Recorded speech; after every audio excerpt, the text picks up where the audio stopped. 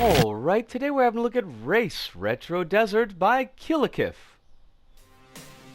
Alright, so here we are in Race Retro Desert by Killikif, and this was actually sent to me by Killikif. I assume that they wanted me to take a look at it on the show. We looked at one of their levels back in Roughly Fitness Fresh Season 2, Episode 26. It was Sulphur Caves, and it was a pretty tricky level, to be perfectly honest. This is a very, very different feel from what we looked at there. I haven't played a lot of driving levels on... In fact, I'm not sure if I played any driving levels on Dreams yet. Certainly not on FeverdreamS yet. Uh-oh. Okay, we got stuck. Let's reverse. So I don't know if this is an artifact of how this level's been made, or just how driving levels work in Dreams so far, if we're still kind of kinking it out. But it does feel a little bit slippery, like I'm sliding a lot when I do my turns. I really like the look of it, and the retro kind of feel of the level. More of a video quality retro than an actual game quality retro. Thank you for not flipping me over. Oh no. Oh no. Have we... Is this bad? Can I get the camera around? Oh, the camera does turn. I'm gonna have to re-record the title segment. But this is... I mean, it's cool. It's not really so much of a race. We don't seem to have any other competitors that we're dealing with. Is there a break? I'm not sure. I didn't notice a how to play on the level itself. I did notice that there is a track select, which is cool. I do appreciate that, and we'll probably play some of the other tracks for Pips. I don't know that we'll get to them now. I don't know, there's a lot I don't know about the level because it hasn't really communicated it so much to us. That was kind of cool. Why did the timer stop? Wait, what? What happened? Why did the timer stop? I guess we'll take a look at track 2. And we'll start. That was weird. How weird.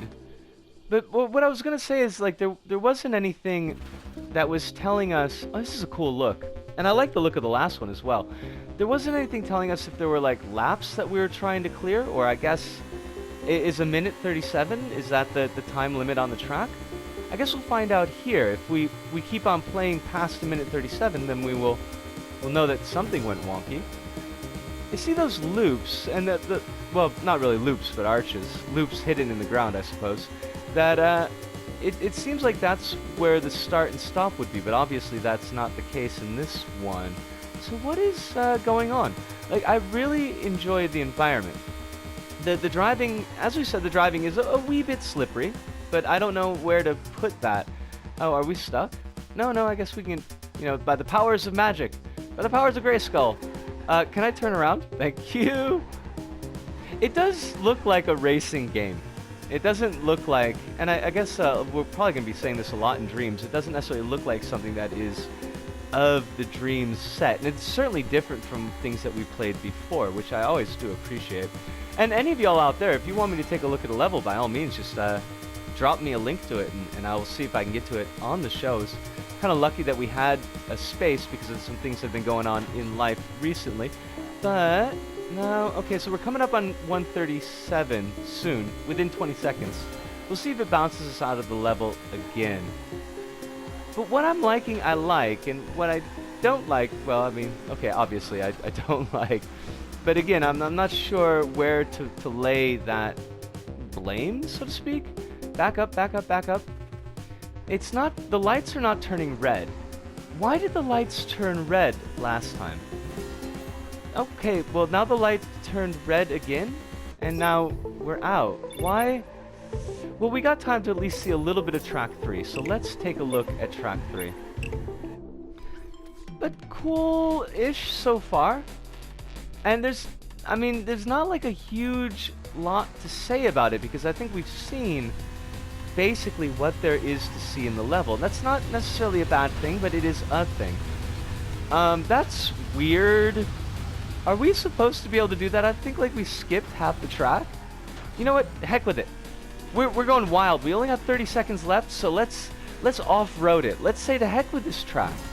We don't care nothing about this track. There was a little sound cue there. It was like, bing. I don't know if you were able to hear it, because I know the sound balancing is still not where it needs to be quite yet in Dreams. What? What? I mean, I like it, but it's definitely weird. Okay, now we're stuck again. And we've only got 7 seconds. Oh, we're really... No, we're not. Okay, we're done. We're going to talk about this back at the hub, but it is certainly a thing. But we'll see you there. See yas!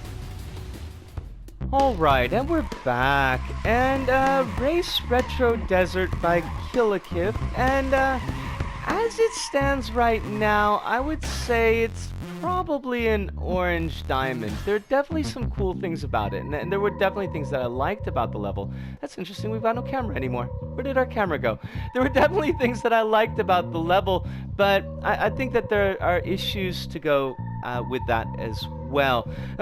What I really enjoyed was just how different it looked from other levels that we've played in Dreams so far, and how different it simply was from other levels in Dreams that we played so far.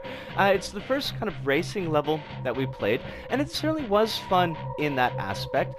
The environmental design was really cool, and I think the way that they did, kind of like we did in the hub here, the video distortion effect was a neat effect, and I think it really worked there, and it softened some of the edges of the environment that may have looked a little bit too samey had Killakith used just a regular camera for that. So those aspects of it were cool. I liked the car design as well. I know it seems fairly simple, but I did. I like the fact that when you're reversing, that the reverse lights actually light up in the back. Again, it's a small detail, but these small details really start to add up and kind of sell the environment and sell the level or creation that we're trying to make. So the fact that Killakith did take the time to put in those little details, I think, is important and is really, really cool.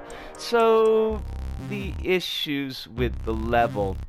And one, and I don't know, and I don't want to put this too much on Killakith's side of things, because I have heard people speaking with people kind of in chat on my stream and in chat in Little Big Dez's stream, talk about the difficulty of making cars or vehicles work properly and move properly. And I really did feel that in this level.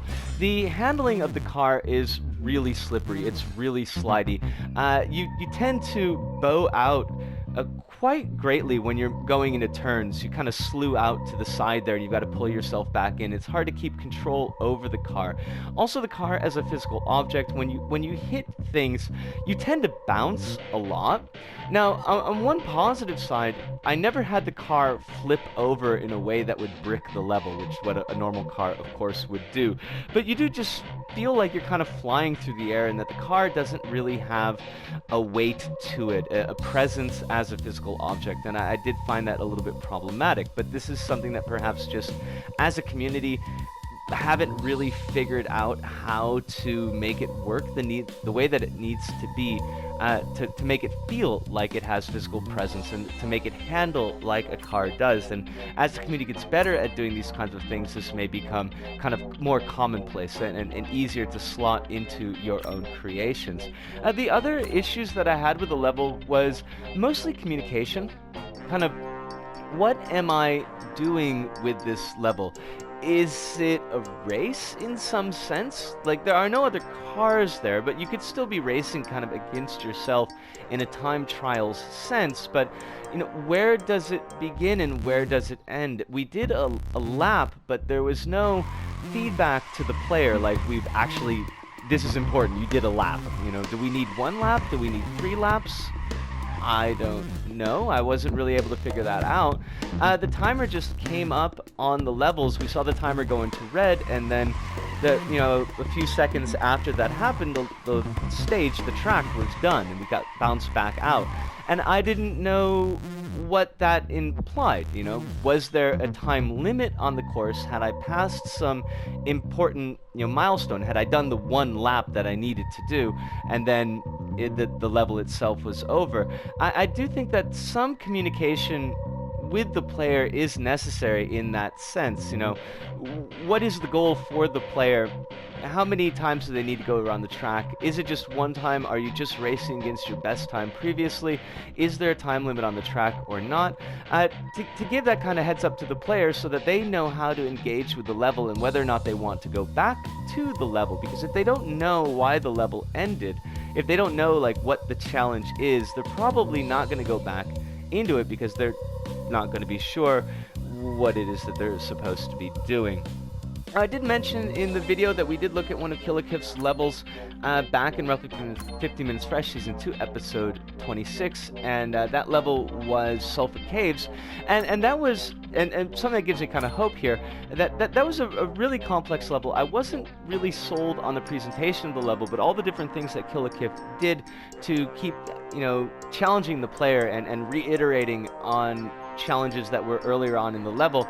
And if that's kind of their image, that's how they approach level design, and plus with how they've handled presentation in this level, I think that we could expect some pretty good things from Killikif in the future, and there's somebody that I'll definitely be keeping an eye on. As I also mentioned in the video, that this was a level that was brought to my attention by Killikif. They didn't actually ask me to look at it on the show, they just kind of linked me to this level, but I'm more than happy to take a look at levels that have been sent to me or being recommended to me. So if you're a creator, if you've got something that you would like me to look at, by all means contact me, either through the game itself or through any of the sites that we usually put up posts on. We've got Dreamsverse, of course, we've got Sekinema, and we've got Dreams Bubbles, and I'm always welcome, if I can get to it, to take a look at the level. And even if we can't do it on the show, then at least doing it on stream, and maybe later on in the show if it impresses me enough. So please, of course, be in touch, and feedback in general. I'd love feedback. Any kind of feedback is good. But I do think that this does it for us this go around. My character model's gone weird again. Killikif, thank you so much for being in touch, and I wish you the best, and I wish growth in your journey as a Dreams creator. So, from me, Risco, here in Osaka, to all of you out there, wherever you may happen to be, thank you, arigato, arigasamariota, sayonara, see you, and ciao.